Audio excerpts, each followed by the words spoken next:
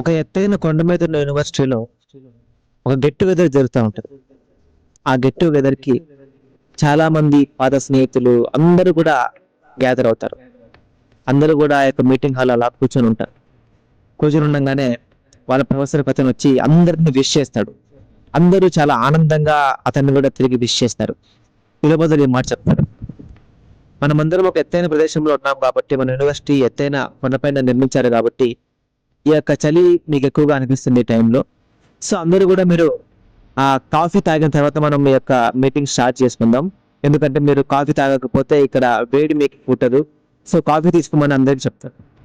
ఈలోపు సర్వర్లు అందరూ కూడా అందరికీ కూడా కాఫీ సర్వ్ చేయడానికి మధ్యలోకి వచ్చి అందరికి కాఫీ సర్వ్ చేస్తారు. అయితే కాఫీ తాగడం అయిపోయిన తర్వాత చాలా మంది, కొంతమంది చలికి వణుకుతూ ఉంటారు, కొంతమంది అలాగే స్టాండర్డ్గా కూర్చొని ఉంటారు.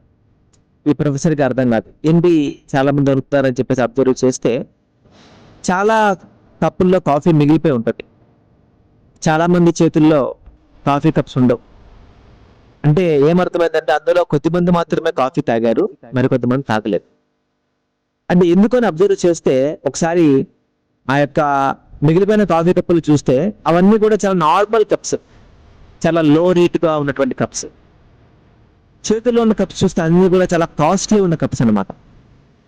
అంటే అక్కడ కూర్చుని అందరూ కూడా చాలా అందమైన, చాలా కాస్ట్లీ, చాలా ప్రీషియస్, చాలా గొప్పగా ఉన్నటువంటి కాఫీ కప్పులు మాత్రమే తెచ్చుకొని కాఫీ తాగారు. సాదాగా నార్మల్ గా లో రేటుగా ఉన్నటువంటి కాఫీలో కప్పుల్ని ఎవరు తీసుకోలేదు కాబట్టి కొంతమంది చలికి అలాగా వణుకుతా ఉన్నారు. ఆ ప్రొఫెసర్ చూసి ఇలా చెప్తాడు: ఈ కాఫీ కప్పులను చూసి నాకు ఏమర్థమైందంటే, మీలో చాలా మంది ఇంకా జీవితాన్ని అర్థం చేసుకోవడం అనిపించింది. ఎందుకంటే మనమున్నాం చలి ప్రదేశంలో, కాఫీ తీసుకుంటే మీకు కొంచెం వేడి పుడుతుందని చెప్పాను. కానీ మీరు కాఫీ చూడకుండా కాఫీ ఎందులో ఉందో కప్పును అబ్జర్వ్ చేశారు. ఆ కాఫీ కప్పు ఆ కాఫీకి రుచిని యాడ్ చేయదు, ఆ కాఫీకి రంగుని యాడ్ చేయదు, ఆ కాఫీకి అది ఏమి యాడ్ చేయదు, జస్ట్ అందులో మీకు పోసిచ్చామంతే.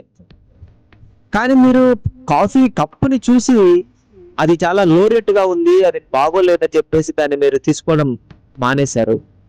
సో మీరు ఈరోజు ఈ టైంలో చలిని అనుభవిస్తున్నారు. మన లైఫ్ కూడా అంతే. మనలో చాలా మంది అంతే. లైఫ్ని, దేవుడు మనకి ఇచ్చినటువంటి జీవితాన్ని మనము అనుభవించకుండా, నేను అలాగుంటే అప్పుడు ఆనందంగా ఉంటా, నేను రిచ్ అయినప్పుడు ఆనందంగా ఉంటా, నేను ఏదైనా ఉద్యోగం సాధించినప్పుడు ఆనందంగా ఉంటా,